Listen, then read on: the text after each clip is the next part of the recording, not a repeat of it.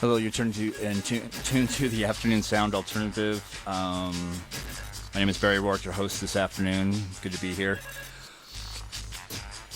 We just heard music from Granddaddy and The Nature's Anthem. And we also heard from the Unforgettable something or other. What are they called? Let's see here. Oh yeah, the In Utle, is that the name of the band there? And the Unforgettable Lost and Unreleased music album. The song we heard, No Name Science, started things off with the Dandy Warhols. From Earth to Dandy Warhol's album. Today I have a guest with me, Mark Sargent, who is we'll talk about a lot of different things, but we're going to play a lot of music as well, but just thought I'd mix it up a little bit with some conversation about,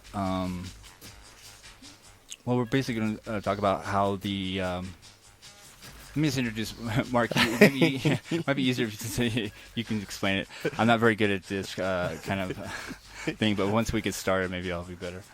That's okay. Originally from Whidbey Island, right? Whidbey Island, Washington, yeah. Born and raised in Seattle. And lives here in Boulder, so that's why I brought him aboard, basically. Yeah, been in Boulder 20 years. And we're going to talk about the flat Earth theory, like well, I think the Truman Show. Yeah, the Truman Show. Are we living inside a Truman Show, thousands of miles wide? Yeah, compelling stuff here. You wouldn't think it would be. Yeah, I didn't believe it. I was like, what? Yeah, but I think I'm climbing on board of this. So what could be our first introduction to this? How would I introduce people to it? All right. Let's say you were told, well, we've all been known, since we were children, that the Earth is a globe. But how do you really know? Do you know just because you saw a globe in your first grade classroom and it was, stuck with you in school for years and years? Or do you know because you saw the picture that was released by NASA some years ago? And there's only one picture out there. And, if you want me to, dive right into it, the easiest way to say it is, look, just Google the Earth from space and tell me how many pictures you see. You'll see one. I did. I looked it up. Yeah, it's 1972. It's over 40 years old, and there's drawings and paintings and stuff like that. Yeah. Tons of images, and that's one of the big points. Like, look, if we really did take a lot of pictures from the Earth from space, there should be tens of thousands. NASA should own the market. Did they lose? Didn't they lose like a bunch? That's their claim is that we lost a bunch of photographs. They lost all the telemetry tapes from all the Apollo missions. Even the correspondence between Houston. Oh yeah, the whole thing. Yeah. Everything. There is no record officially from NASA. There's no electronic data. There's no media from the moon landing. Right? From the moon any of the moon landings, any of the 5. I don't count Apollo 13 because that never landed. So the 5 landings plus Apollo 13. There's no data out there at all. Weird. And it's one of the weirdest topics to get into because again, I initially tried to go in and like everybody, it's like, well, this is ridiculous. It's silly. Why would anyone talk about this? It's ludicrous. We all know the world is a globe, but how do you really know? Yeah. And I tried to snuff this thing out for months and months. Again, I'm not trying to promote anything. I was like, oh, okay, well, I should be able to get through this, and I couldn't do it. To the point where there was a tipping point where it was like, okay, prove to me it's a globe, and that's what I'm coming out with people now, because you go out there and there's a lot more evidence stacked up that we're in a Truman Show than we are actually in a round ball that NASA told us about. It is weird. Yeah. It's very, very compelling, I'll tell you right now. Yeah. I wasn't even coming close to it. It's like, I really wanted to be the devil's advocate, you know? But it's... Yeah, and you ran into me through Coast to Coast, which was even weirder. Yeah, But on YouTube, like I was looking up Planet Nibiru, see what was going on with that, and then your show was paired with that. Basically, it was like you're the second guest on that show.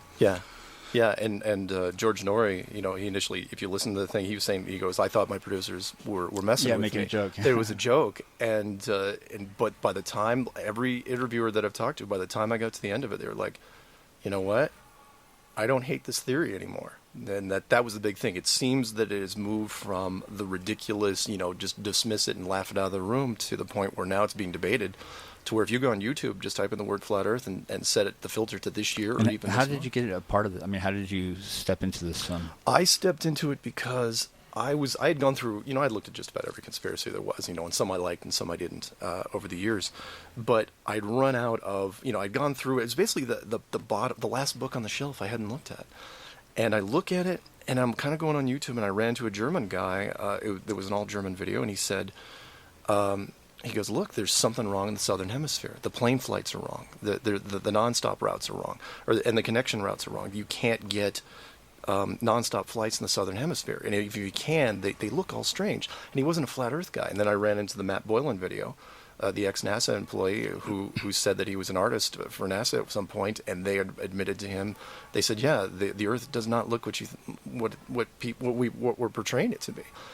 And I was going, this cannot be what I'm seeing. And then this year, again, the stuff that's come out, everything that's come out, has only been come out since February of this year. That's the weird part. It's everything. There's been more on this topic in the last 6 months than all other years combined. Wow, interesting. Yeah.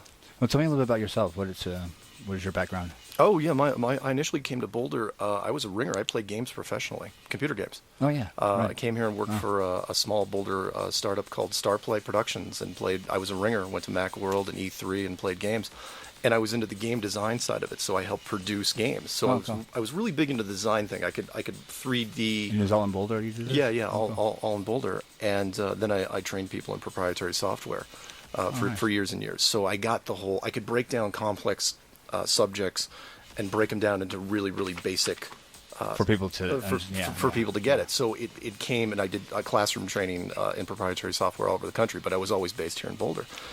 And that really worked out for me. So when I looked at this, I had both things working. It was like, okay, I can look and I'd say, okay, how would I design a Truman Show?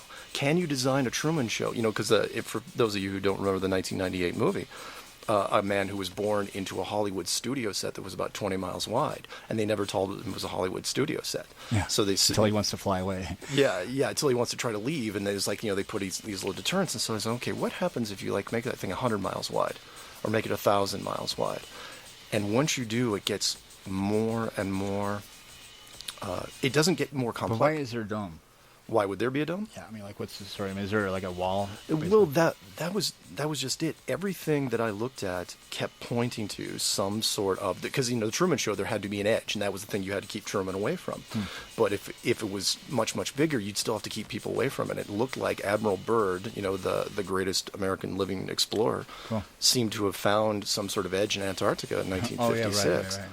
And then, for whatever reason, the Russians and the Americans, started up their space program in 1957, and then they started firing atomic weapons straight up in 1958. Kept firing for 4 years for no apparent reason, like they were trying to break through something. And that didn't end until 1962, and that got really strange. NASA was formed in 1958. The Van Allen radiation belts were announced in 1959. We should talk about the Van Allen belt just a second. We're going to play a little bit more music here. Of course, this is the afternoon sound alternative for music usually. But I do have a guest here, Mark Sargent. We're going to talk a little bit more about this. I think it's an interesting subject. So without further ado, here's the Soft Boys. When I was a kid, boy.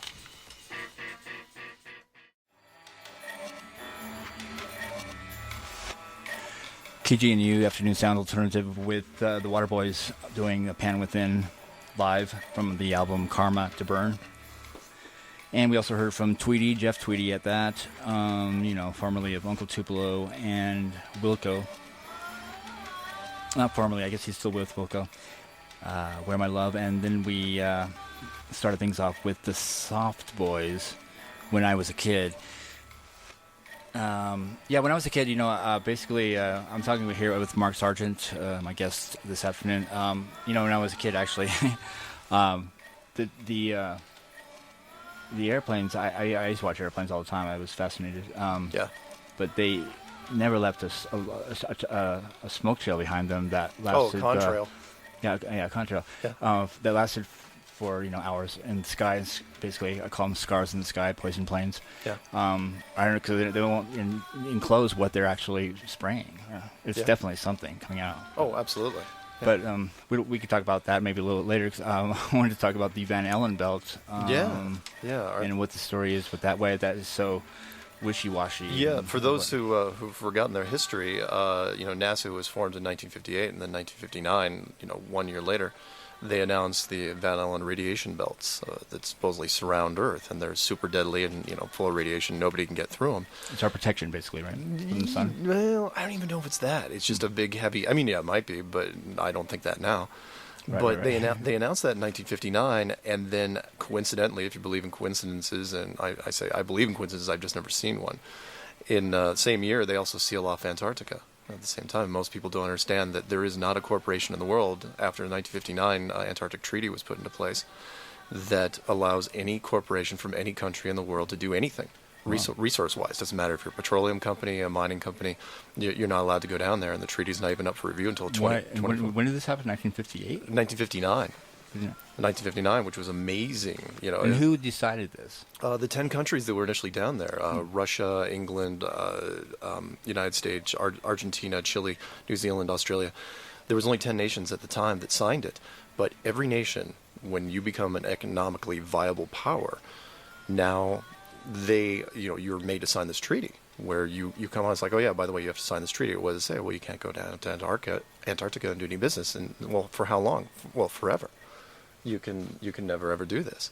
And so that was really strange, because as you know, our capitalist society is based on greed and power and money, but yet the petroleum corporations, even though they have backstage pass to everything, they can get into your backyard if they wanted to. Yeah, right. They can't even they're not even allowed to talk about it. You'd think you'd see news stories. Oh yeah, like Exxon petitions to go in Antarctica. You'll never see those stories. They're not allowed to even discuss it in the media, and it's really, really strange. So what's going on down there? Well, again, if you believe in what happened in 1956 with Admiral Byrd, when he was looking for the edge, he goes down. That's what he was looking for. That's what he was looking for. No doubt in my mind. They sent him down here. He does the North Pole in 1926, and people talk about the Hollow Earth. He's known for the Hollow Earth journals, but I didn't really touch on that much.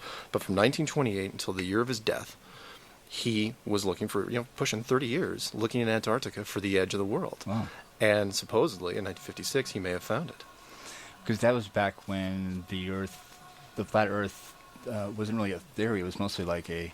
Oh, it was an archaic. The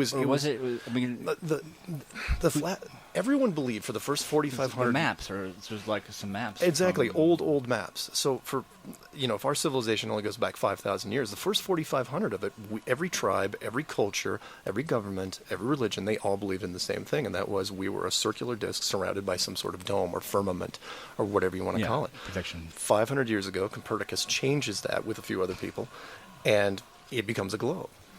But I believe in that really didn't. But there was no way to prove it. That was. And then who made that map? Brunei, was that the guy's name? One of the first maps. Exactly. You want to look up some weird stuff? Look up the AE map, otherwise known as the Azimuthal Equidistant map, which is the AZIMUTHAL map, and that's on Wiki. You can find it anywhere. When you look it up, it's references like who designed the initial map, and it was a guy named Al-Biruni, who was a Persian scientist that lived 1,000 years ago. Well, why in the heck would? And the USGS, the United States Geologic Survey, they use this map. That's in their catalog, and it's also used by the Flat Earth, and it's also used by the United Nations flag, which was done in 1946. And it doesn't include the Antarctica. Yeah, right? The United Nations flag. If anyone wants to look that up, there's something conspicuously missing from that map, which is Antarctica. If it's a major continent, why isn't the Antarctic flag a globe? It's this flat, top-down view of the world with Antarctica missing. It's like they pulled it out on purpose. It was fascinating. Oh, that's interesting. Yeah.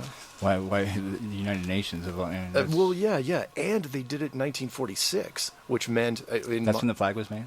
That the flag was made in 1946, which meant they knew ahead of time because they were looking for it. Again, they were looking for 30 years, and you guys want a fun video to look up on YouTube? Look up the Admiral Byrd interview from CBS from 1954. So, is there an edge? What's beyond the edge, or what's beyond the? You mean how far does it go? I mean, what is it? Is it an edge, or is there a wall, or what is it? All we know is that Antarctica is the most unique continent in the world, meaning it at the coast, it slopes up 200 feet almost straight up. And then from there, it keeps going up for about 2 miles and then plateaus at 2 miles and goes on. And, there's some mountains here and there, but we don't know very much about it.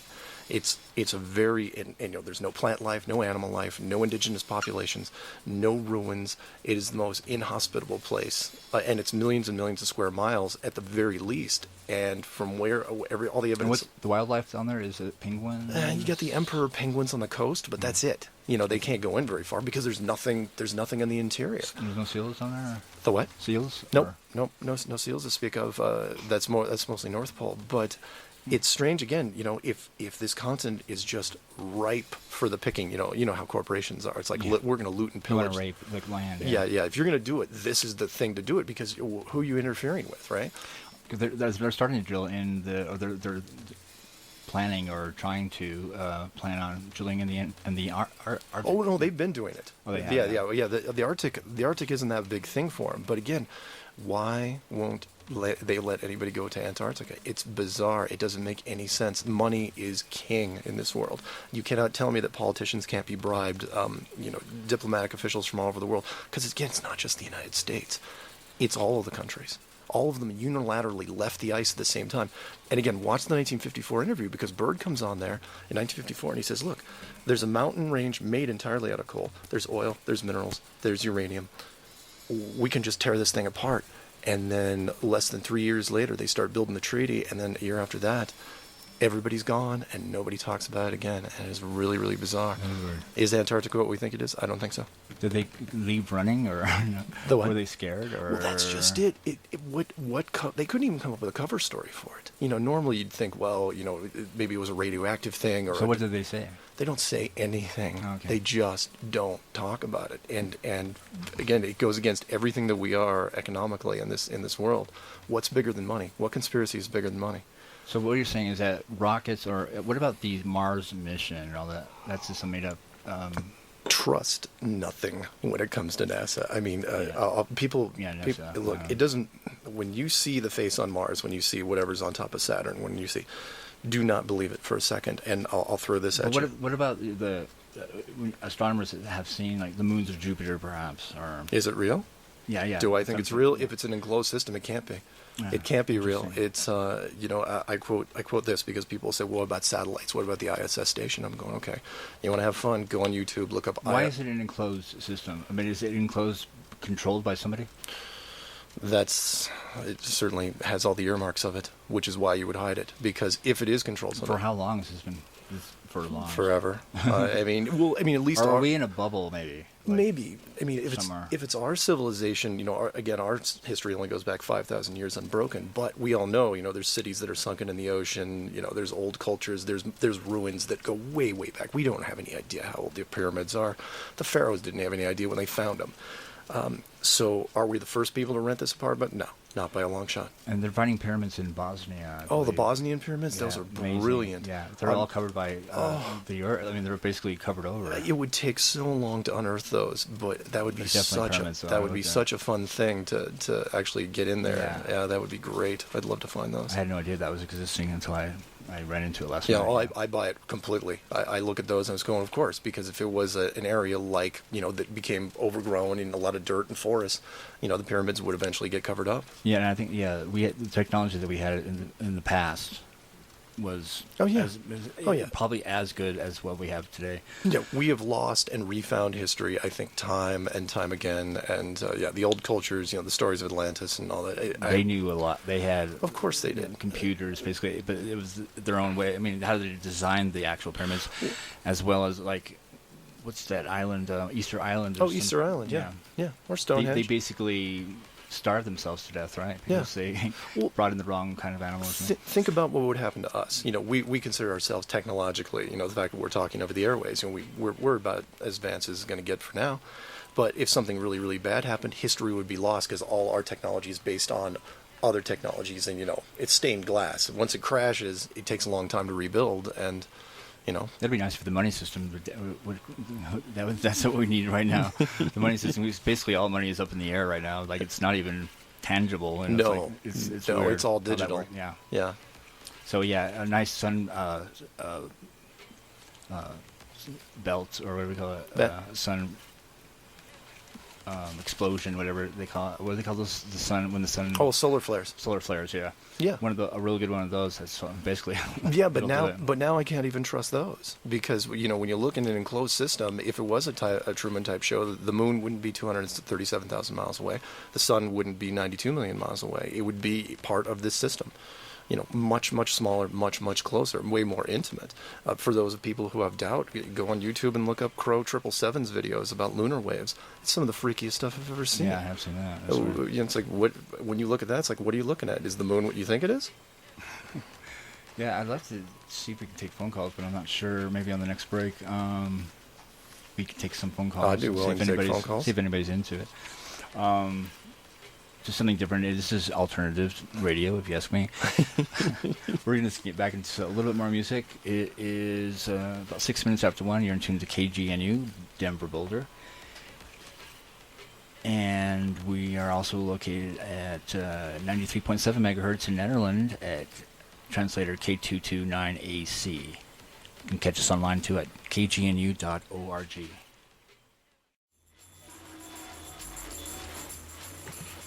This is the Afternoon Sound Alternative. Barry Work, your host this afternoon. I'm with Mark Sargent, who is a local Boulder-ite who came up with some... Well, actually, he didn't come up with it himself, but it's an old theory about the flat Earth. But I wanted to tell you something about our radio station. This is KGNU, and we're out of Boulder, Denver. And... it's 1:32 right now in the afternoon. And I'm a little disorganized.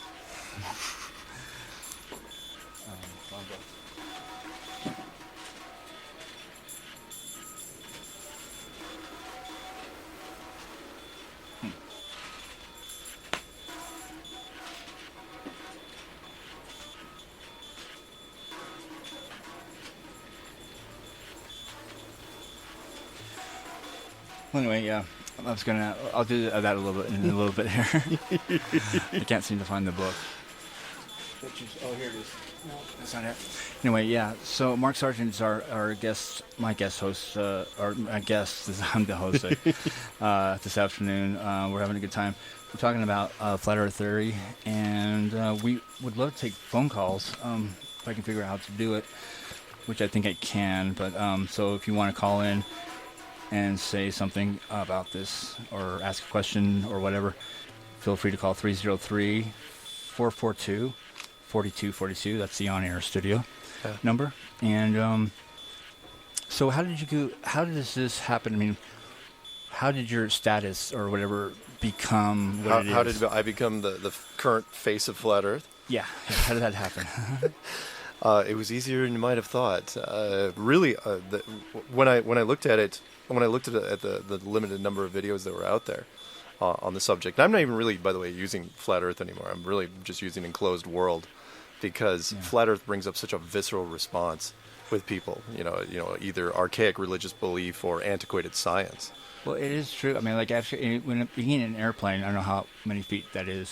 30,000. 30,000 feet. I mean, you look at all the patchwork down below, like, of the farms and whatever of the Earth. If you have a clear sky, it doesn't. I've never really. It actually does look like it doesn't seem round. No, to me. no. I mean, now that I think about it, it just seems like it's just, you can see a distance, but it stops. Yeah.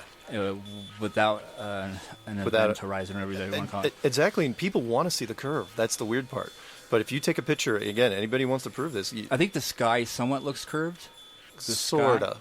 Yeah, sort of. At that time, I can see that a little bit. But when you look straight out into like the ocean, perhaps, it's as flat as anything. Surprisingly flat. Yeah. And you can see distances. Look up the Chicago skyline stuff on YouTube now, where you can see Chicago from the other side of the Michigan, right? Yeah, somewhere. Yeah, and you shouldn't be able to. The curvature of the Earth, and I know math doesn't. Nobody likes math. Is it 384 feet? That's where it starts to curve. Well, it's 8 inches per mile squared. So the 1 mile is 8 inches, second mile is 32, and then 72, and then it keeps going from there. But it's deeper than you might think, and we can see a lot further. Basically, the camera technology is screwing everybody up now, because you can zoom in with a nice HD camera to onto ships, which you can't see with the naked eye, right? And you shouldn't be able to see it because the curvature of the Earth, excuse me, says that those ships should be beyond your sight, right? And you can see them. They're mathematical. Yeah.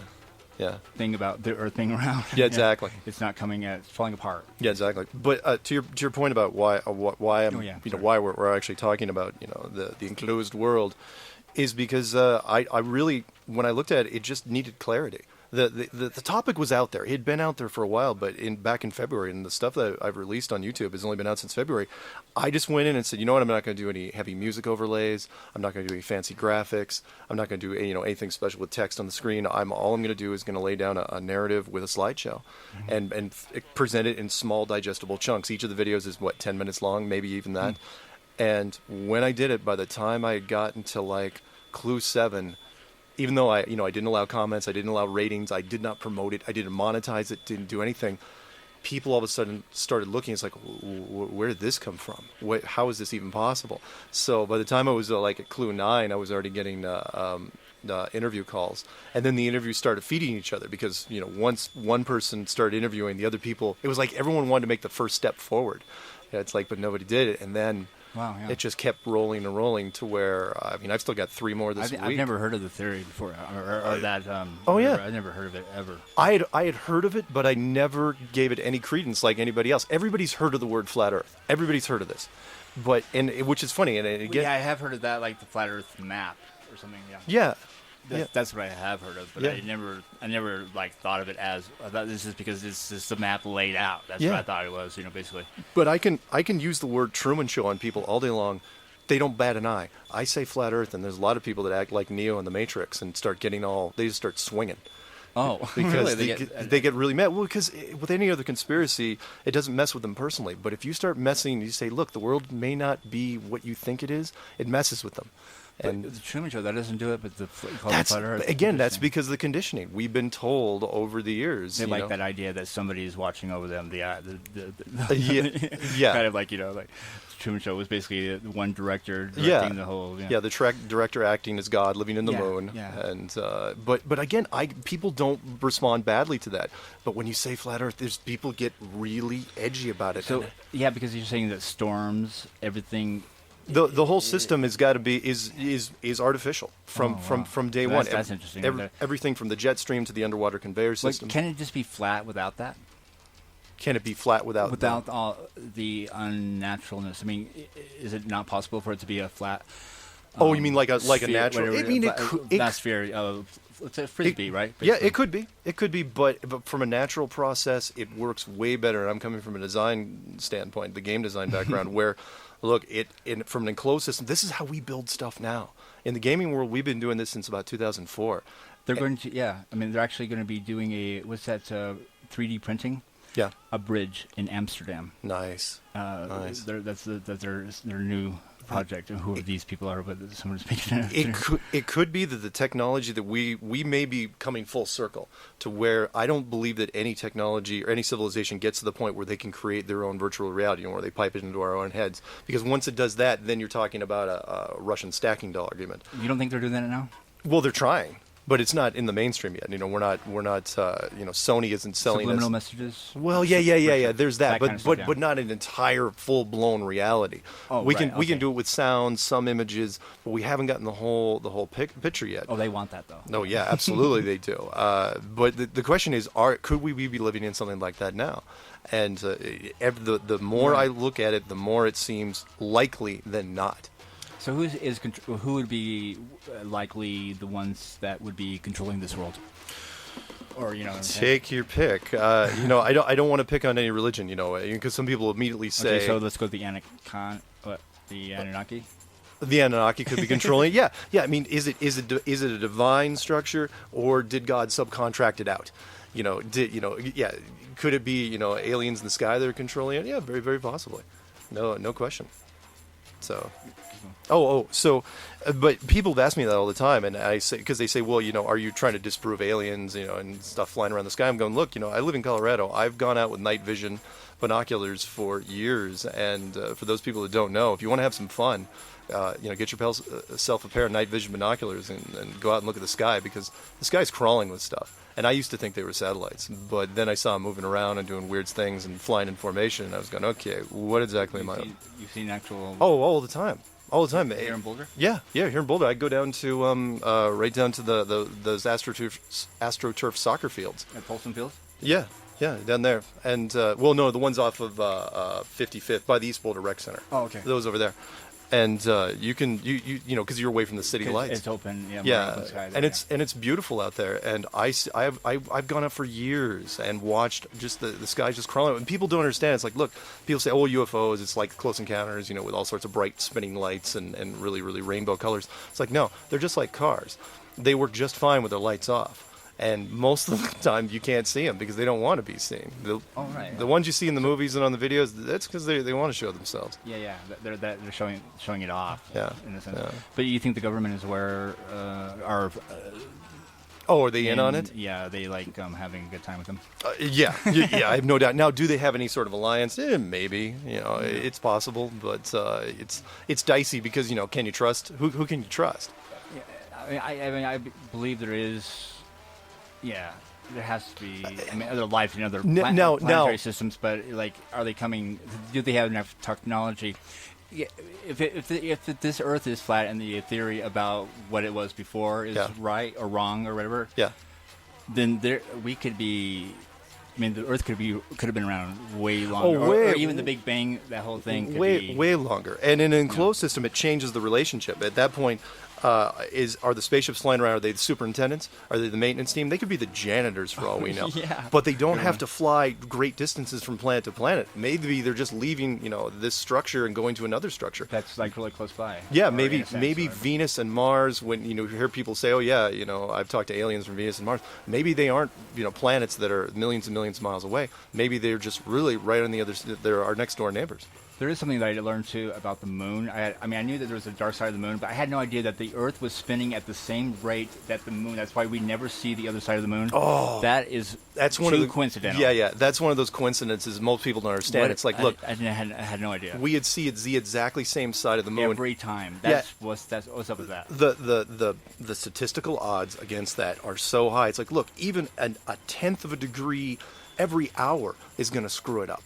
But you're talking about a perfect synchronicity that goes on for years and years and years and it never ever changes. No, it never ever happens. I don't buy it for a second. The moon for me, again, look up lunar waves on YouTube. You will see the moon is not what you think it is.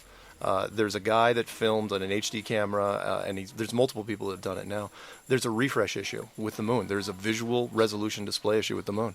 So what about older civilizations like the Chaco Canyon? Yeah. Do you know anything about them? A little bit. They're all about the stars and they're pretty into the whole galactic thing. They had it down. Yeah. Yeah, because they had things lined up and to solstice walls that were miles apart, houses type things that were aligned to each other as well. Yeah. Over hills that you couldn't really see the next one, but they had it perfectly aligned. These people they studied it. Yeah.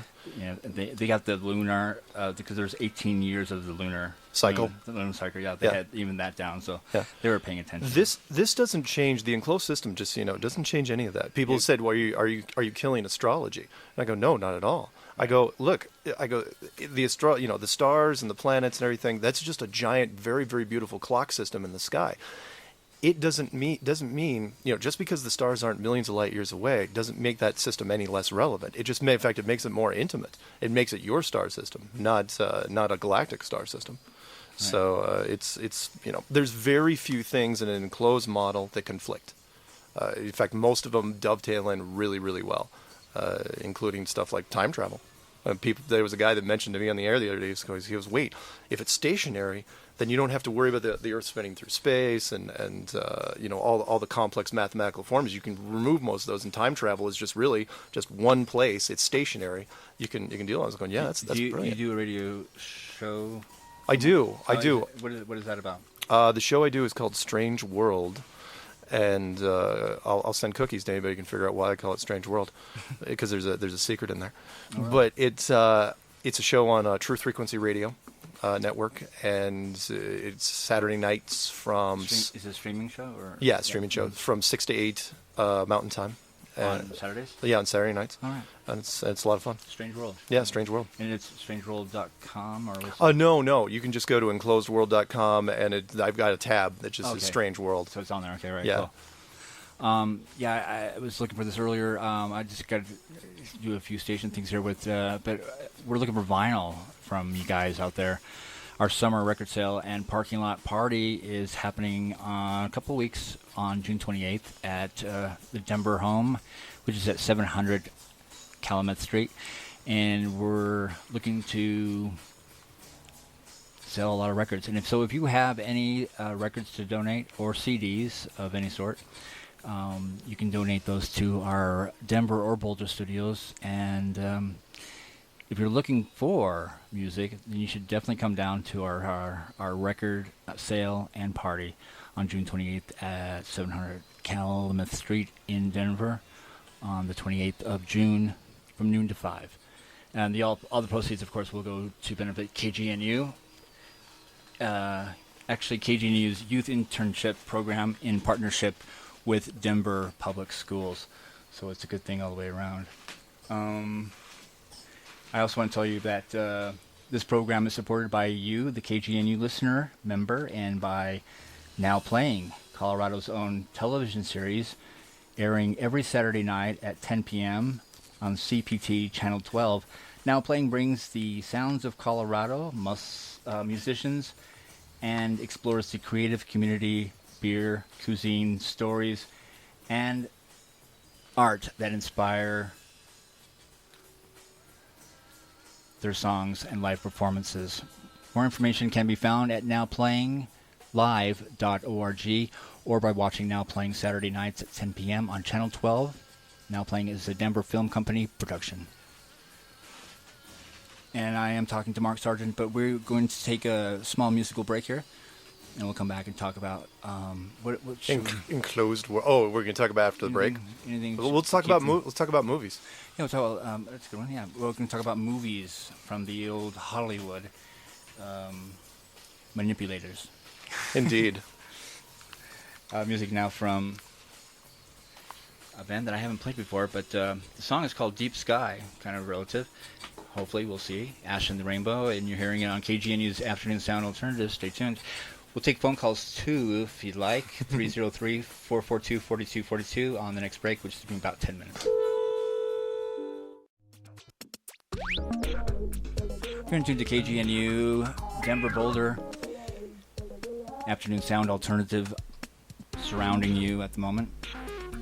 And we're doing something a little bit different this afternoon, just having a talk about a few theories that are interesting, I think. Anyway, if anything, if you open your mind, I think you will find all this completely and utterly interesting. Let's share. I'm going to tell you a little bit we played there. We had some. Right now, this is music from Mouse on Mars and the song Dispo Thek.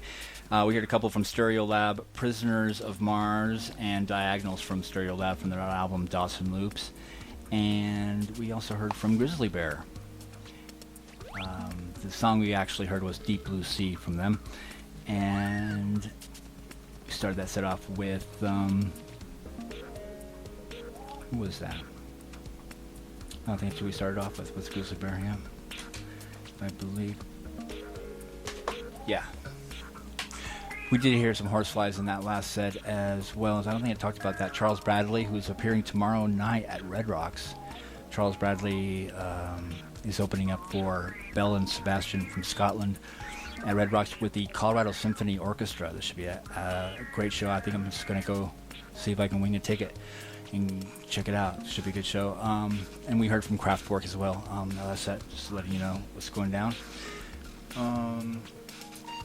I'm going to be giving away tickets in a little bit here to the Bluegrass Festival over at Clear Creek. So keep your years on the radio if you want to go to that. And I'm talking with Mark Sargent on the flat Earth theory, or the enclosed Earth. Enclosed Earth or enclosed world, your it's an choice. Interesting subject. I like it. Yeah. And we want to talk about movies. Why they are not? They don't really. They haven't made. You're saying that they haven't made a full movie or any kind of movie or any television series or anything like that about the moon. Yeah. There's something notoriously missing about the moon missions in film, and people. It was something I just stumbled across because I'm a big media junkie. I watch a lot of movies. One of my favorite movies actually out there is The Right Stuff. Oh, perfect! That's a great example. movie. Yep. And I mentioned that because there is only 2 movies that even touched on the Apollo program in any sense, and one of them was the 1983 The Right Stuff. Great movie. Brilliant cast. Ran very, very long, 3 hours and 12 minutes. Yeah, and it's a great movie. It keeps you enthralled with the whole thing. Yeah. I've seen it about 3 or 4 times. I love that movie. 1983. For those of you who haven't seen it, it's great and it's rare. It holds up today. Yeah. It's really an astronaut recruitment movie more than anything. Yeah. It's really just them going through the process. It's about the speed of sound. Chuck Yeager was in there. Chuck Yeager, wasn't part of NASA, but he was considered the greatest pilot of all time. Yeah, he was played by Sam Shepard, right? I think he was. Yeah. I think you're right. That's a good one. And it was interesting because it was the one of only 2 movies that even touched on the Apollo program at all. And I thought it was interesting because it was set up for a sequel. Because the end of the end of The Right Stuff in 1983, after 3 hours, it was just low Earth orbit. That was just like the first launch. I'm going, oh, it's a sequel. It's a piece of cake. Never did. It's the beginning of the Columbia and all that. What is it? It was part of the Gemini program and the Apollo program and the Mercury program, but it was. But the guy that flies around. That orbits the Earth. Yeah, that was the first time that. Yeah, that was the first orbit. Oh, okay, so that would have been. I think that was Mercury. I think that was part of the Mercury program. 1963. Yeah, early. Yeah, in the 60s. But it was interesting because they never made a sequel. Won Academy Awards. Yeah. And then there were no moon movies at all until 1995 when Apollo 13 came out. And Apollo 13 with, Tom Hanks, Kevin Bacon, Gary Sinise, and I can't remember the 4th guy to save my life. But is it married to Susan Sarandon? Christopher, is it? I can't. Robbins? Or was his last name? Tim Robbins? Oh, Tim Robbins? No, he's in another space movie. Yeah, he was in another space movie. But the point was, in 1995, that was it. And then after 1995, there was never another moon movie made. And I thought that was really strange. And that one wasn't going. They didn't make it to the moon. They didn't even make it to the moon. Apollo 13 was a fairly low budget film. Yeah, you paid a lot of money for the actors, but it was all shot in a capsule. It was very close quarters, and they never did anything. So you're thinking, okay, and you're thinking, what does this got to do with anything? What does this got to do with the enclosed system? It's like, okay. What I'm saying is NASA has so much pull that not only do they affect the real world, but they affect the fictional world as well. Because the last thing you want to do is let people make a movie about the moon.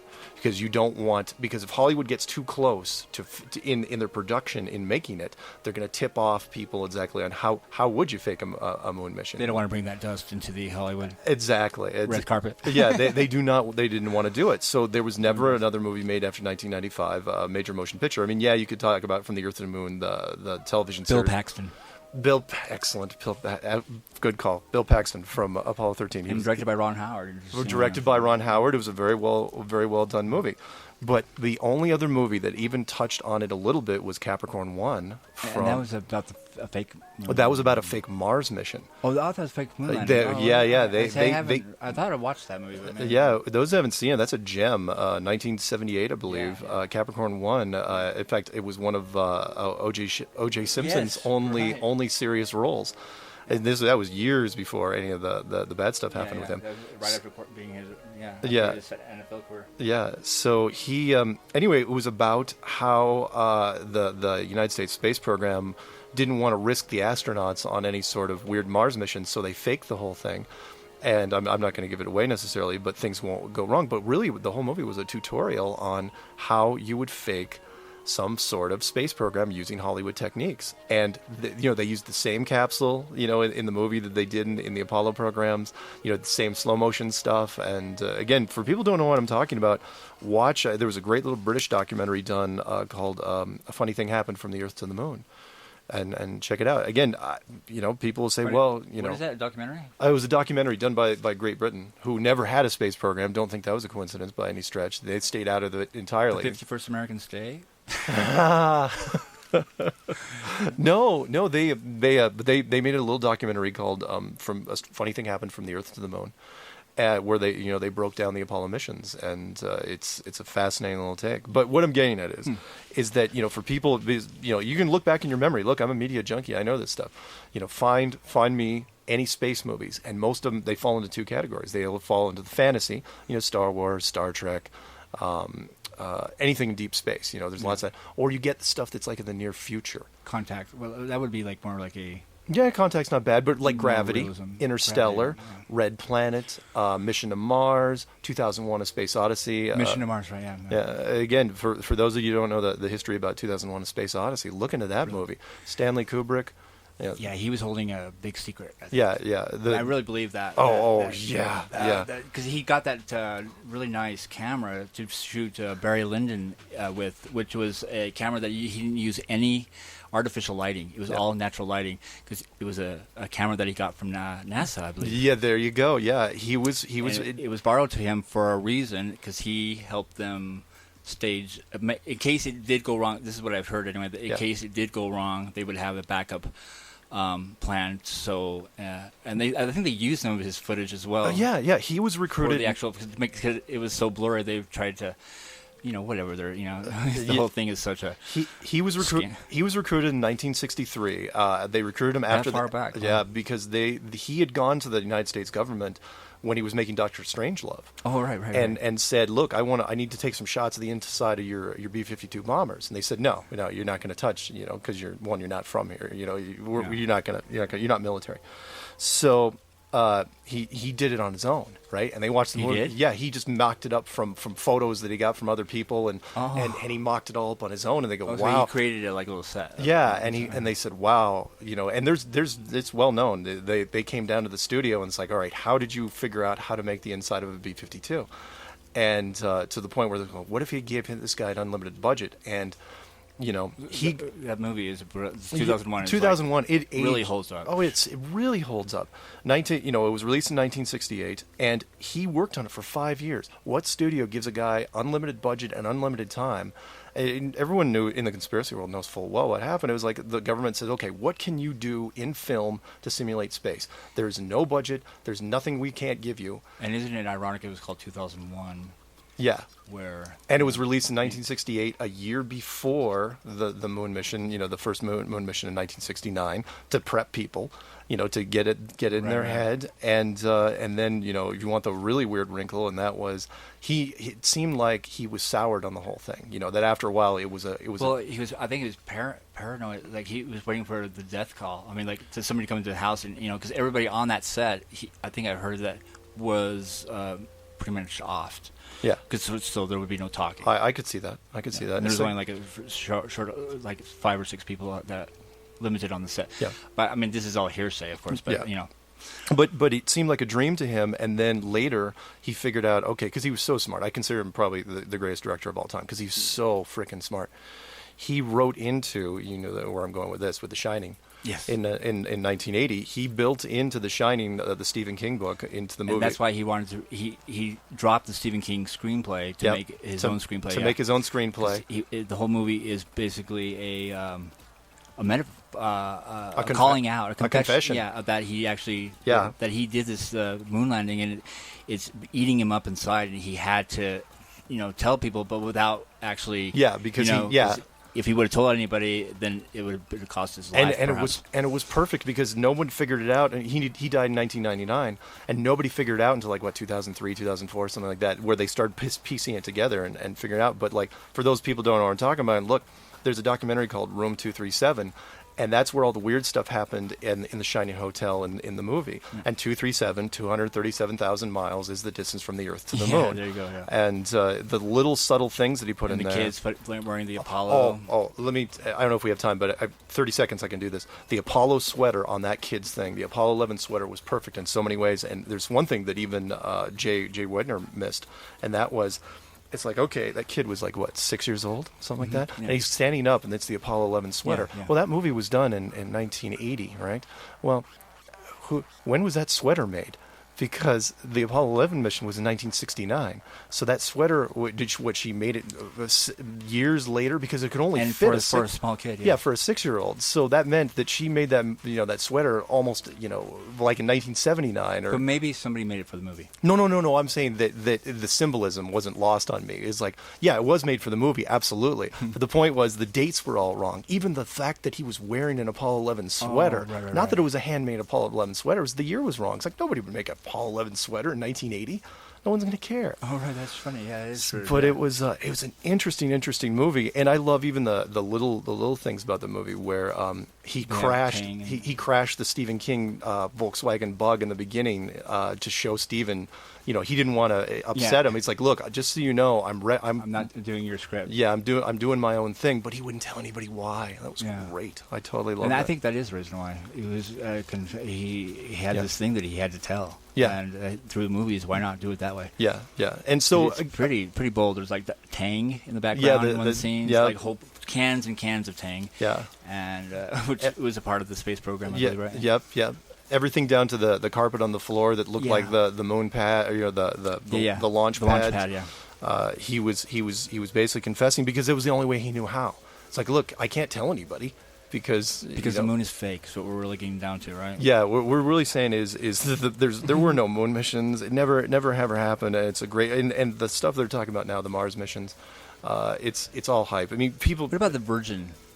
Oh, Virgin Galactic. Yeah, the guys from Virgin. Well, that we'll see if anything bring passengers to the moon, right? Yeah. That's not going to happen. SpaceX, they're supposedly delivering stuff to the ISS. Unless they make something to maybe assimilate that. Maybe, but unfortunately, the internet hive mind, the detection process of the internet hive mind is so good now that it's almost impossible to fake anything without getting caught. I'll quote, for those people who don't know out there, like moviemistakes.com. There's a bunch of sites out there that all the people do. There's nerds out there that just go through Blu-rays frame by frame, and if a coffee cup moves from one side of the room to the other without an actor moving it, they're going to call them out on it. And apply that to real life, and that's what the internet's doing.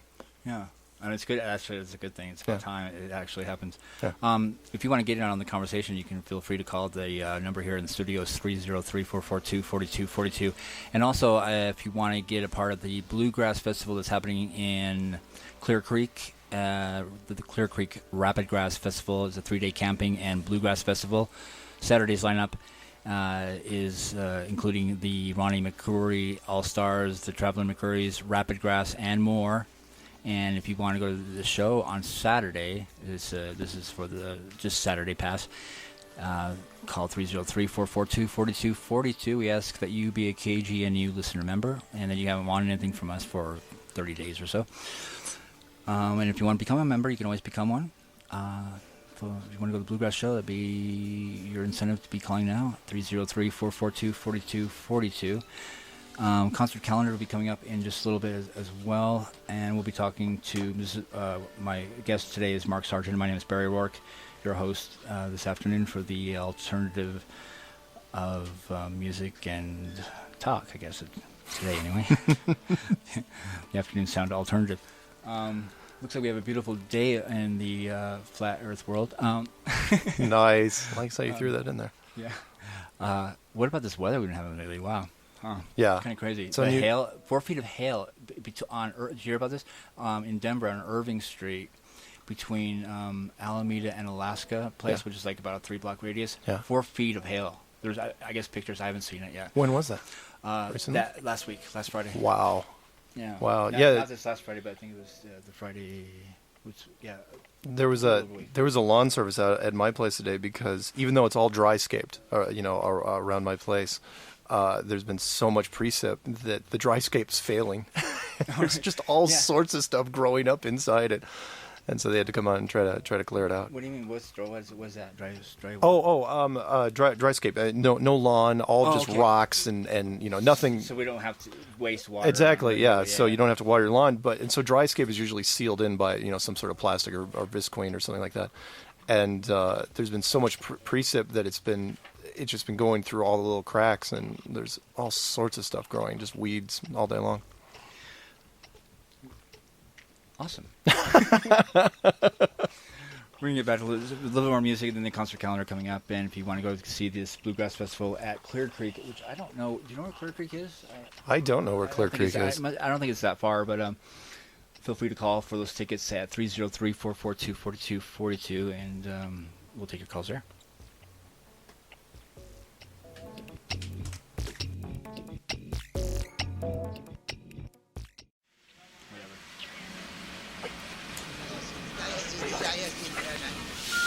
No, that's not it.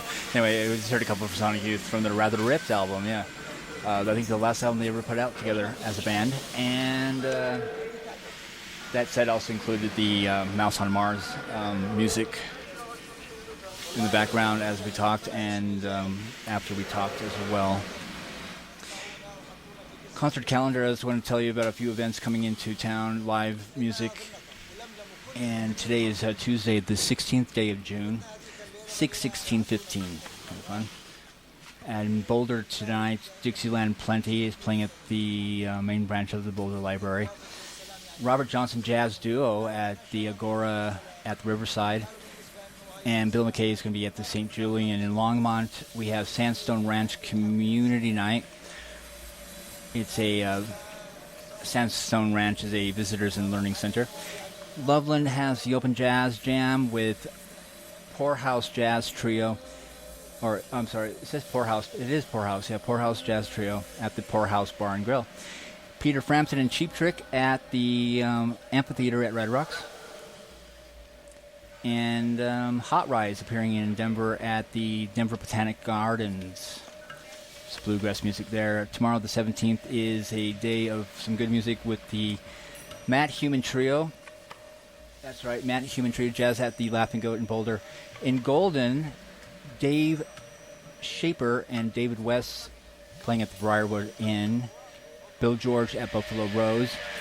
And at Red Rocks, Bell and Sebastian and the Colorado Symphony with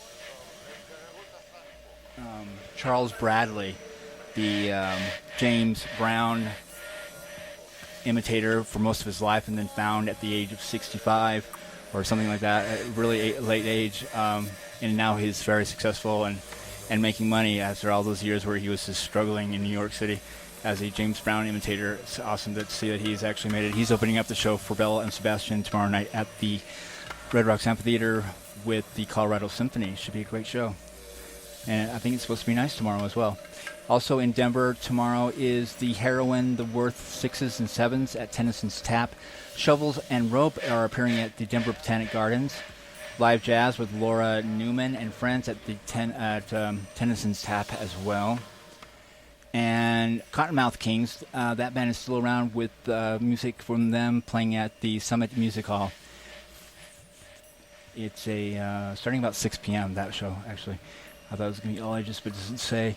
Andrea Flanagan, Troy Petty, and Breakneck Betty at the Toad Tavern. And at the Ogden Theater tomorrow night, Wednesday the 17th, is Warren G. DJ Quick. It's a 16 over show. It's starting around 9 o'clock.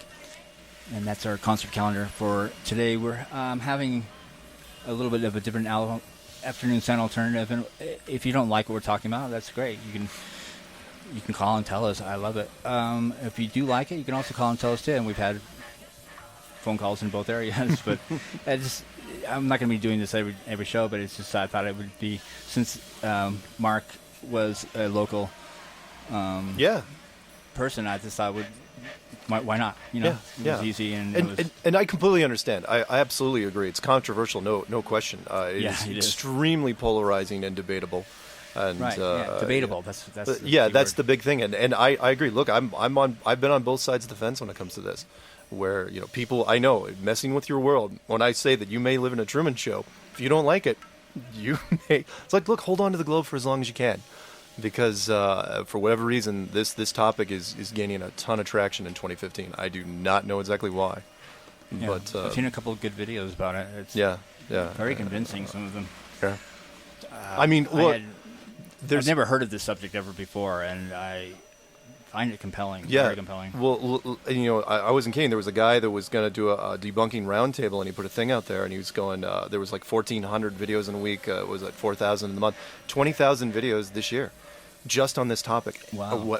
When does that happen? That's not a groundswell. That's something else. Yeah. I don't know what's going on, and it's all over the map. And for then people that were like, I'm going to get you, whatever. Yeah, yeah. And then they're saying, wait. And then they're actually putting out videos now that are like, wow, yeah, this theory is actually holding some water. That's the weird thing. You would think that, I mean, there's a lot of people out there that are coming out and trying to debunk it.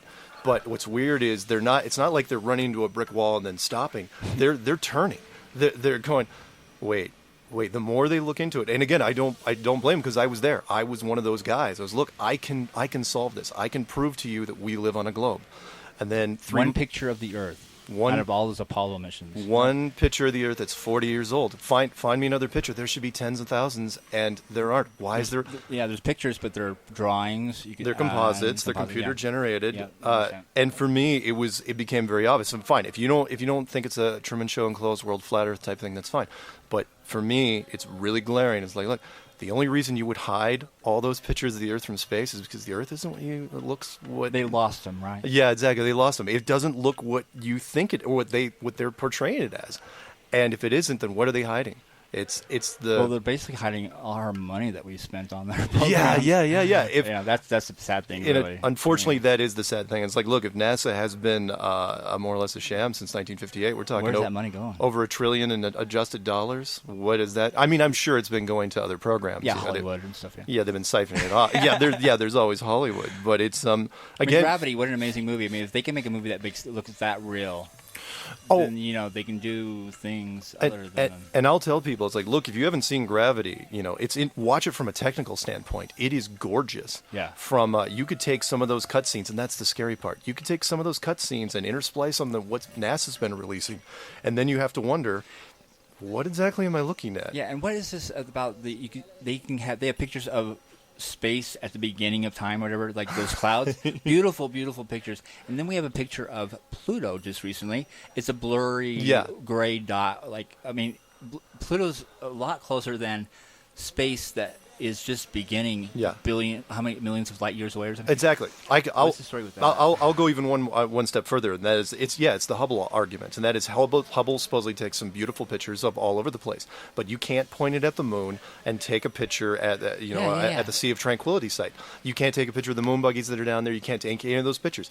Why is that? It's because they just don't want to do it. I'll go even one step further. There's a program that was at least 5 or 6 years ago from Japan, the JAXA program, where they supposedly sent HD cameras around the moon and back. And it's like, oh, well, on the way back, why don't you take some nice shots of the moon buggies? Didn't take anything. Let's talk about, before the show's over, sure. just some of your websites and places to find some of this information in case people want to, delve into it. Yeah, if you guys want to delve into it, and again, I do not encourage anybody to jump into the deep end first, because this thing will take you in layers, and you will have some frustrating evenings, no question.